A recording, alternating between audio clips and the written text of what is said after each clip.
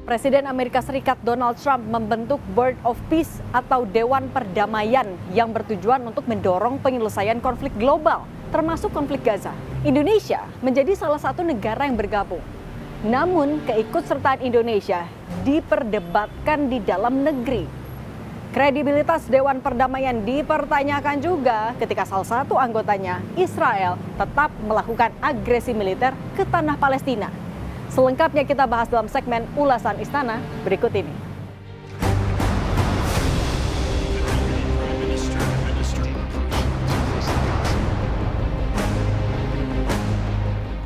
Ini kesempatan bersejarah, ini benar-benar peluang untuk mencapai perdamaian di Gaza. Yang jelas penderitaan rakyat Gaza sudah berkurang, sangat berkurang.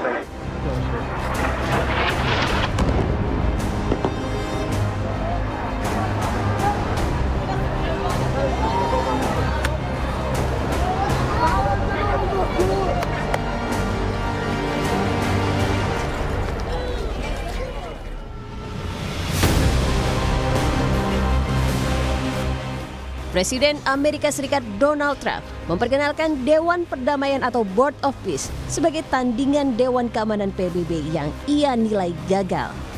Awalnya, Dewan ini dibentuk untuk gencatan senjata Gaza.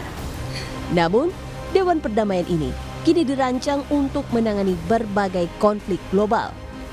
Trump pun mengirim undangan ke puluhan negara, mengisyaratkan Dewan ini akan segera menengahi konflik global. Well, it might. I mean, the UN just hasn't been very helpful. I'm a big fan of the UN potential, but it has never lived up to its potential. The UN should have settled every one of the wars that I settled. I never went to them. I never even thought to go to them. They should be able to settle those wars. They don't. I believe you got to let the UN continue because the potential is so great. Ada 23 negara yang resmi menjadi anggota Dewan Perdamaian.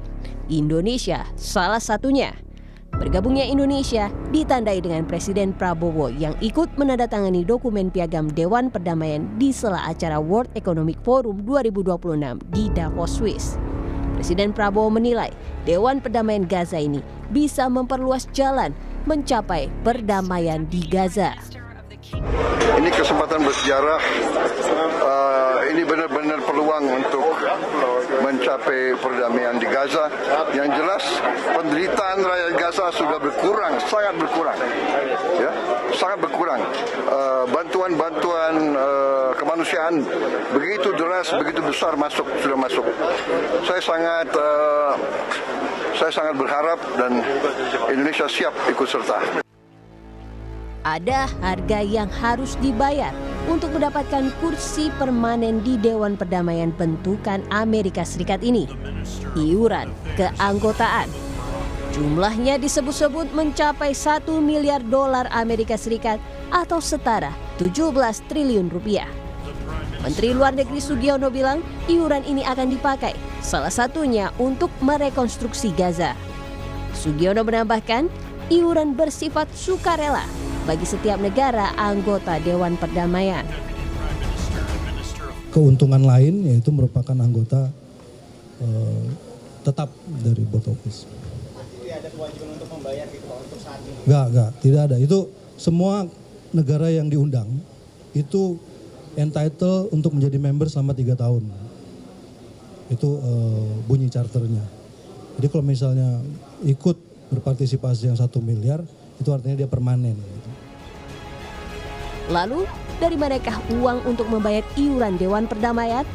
Menteri Keuangan Purbaya Yudi Sadewa bilang, anggaran untuk iuran keanggotaan Dewan Perdamaian akan disalurkan lewat Kementerian Pertahanan.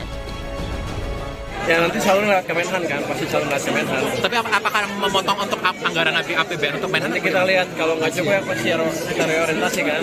Yang penting adalah kita akan menjaga anggarannya tetap prudent.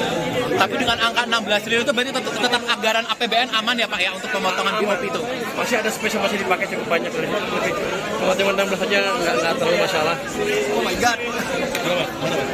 Sebagian ada anggaran cadangan untuk kegiatan tertentu, di situ bisa dimasukin ke sana. Salah satu upaya dari Dewan Perdamaian bentukan Trump adalah pembangunan Gaza baru.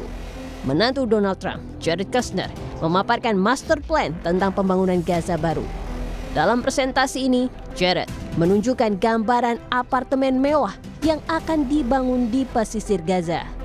Sementara itu, Perdana Menteri Israel Benjamin Netanyahu bilang tidak akan ada rekonstruksi di Gaza sampai misi pelucutan senjata Hamas dan demilitarisasi Gaza selesai dilakukan. Israel akan mempertahankan kendali keamanan atas Gaza dan tepi barat, serta memblokir pembentukan negara Palestina meskipun pengakuan internasional terhadap negara Palestina semakin meluas. פירוק החמאס מנשקו ופירוז עזה מנשק וממנהרות. כפי שאני סיכמתי עם הנשיא טראמפ, אתם שמעתם את זה הרבה פעמים, גם ממנו, גם ממני. יש רק שתי אפשרויות. או שזה יעשה בדרך הקלה, או שזה יעשה בדרך הקשה. אבל בכל מקרה, זה יקרה. אני שומע גם עכשיו את האמירות שנאפשר את שיקום עזה לפני הפירוז. זה לא יקרה. אני שומע שנכניס חיילים טורקים וחיילים קטרים לעזה. גם זה לא יקרה. אני שומע שאני אאפשר הקמת מדינה פלסטינית בעזה. זה לא קרה וזה לא יקרה. אני חושב שכולכם יודעים שמי שעצר הקמת מדינה פלסטינית שוב ושוב, זה אני, יחד עם חבריי בממשלות שעמדתי בראשן. Meski menjadi salah satu anggota Dewan Perdamaian, ternyata tak menghentikan agresi militer Israel ke tanah Palestina. Israel terus menggempur Gaza.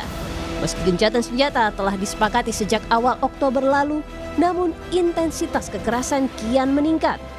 Kantor media Gaza melaporkan 524 warga Palestina tewas dan 1.360 lainnya luka-luka akibat serangan Israel.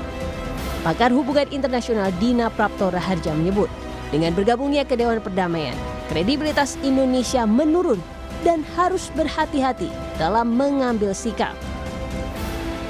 Indonesia tuh harus lebih hati-hati karena kredibilitas Indonesia sekarang notabene sudah turun gara-gara masuk di Board of Peace ini, dan ada baiknya supaya harkat martabat bangsa kita kembali lagi, bahwa kita memang tidak bisa disetir oleh agenda yang nggak jelas dari Amerika Serikat, yang tidak stabil juga dari mekanisme kerja Board of Peace ini. Lebih baik kita mengusulkan untuk keluar saja, mengingat momennya sudah tepat sekarang. Israel jelas-jelas tidak menghormati apa yang berlangsung di dalam Board of Peace. Menyikapi serangan Israel ke Gaza yang masih berlanjut, Indonesia bersama 8 negara muslim terbesar telah mengeluarkan kecaman bersama. Pemerintah menilai serangan itu mencederai proses damai yang sedang diupayakan. Menteri Luar Negeri Sugiono menyebut Indonesia membuka peluang untuk keluar dari Board of Peace jika forum itu tidak mampu mendorong situasi damai dan kedaulatan Palestina. Kita inginkan pertama situasi damai di Gaza sekarang pada khususnya, kemudian situasi damai di Palestina pada umumnya, dan akhirnya nanti adalah kemerdekaan dan kedaulatan Palestina. Dan saya kira itu trajektori yang kita ingin capai, yang kita lihat. Saya kira koridor-koridornya ada di situ. Indonesia harus bersikap tegas dan konsisten dalam membela kemanusiaan dan kedaulatan Palestina, termasuk mengambil langkah berani apabila Board of Peace gagal menghentikan agresi ataupun menghadirkan kemerdekaan bagi Palestina. Tim Liputan, Kompas TV, Jakarta.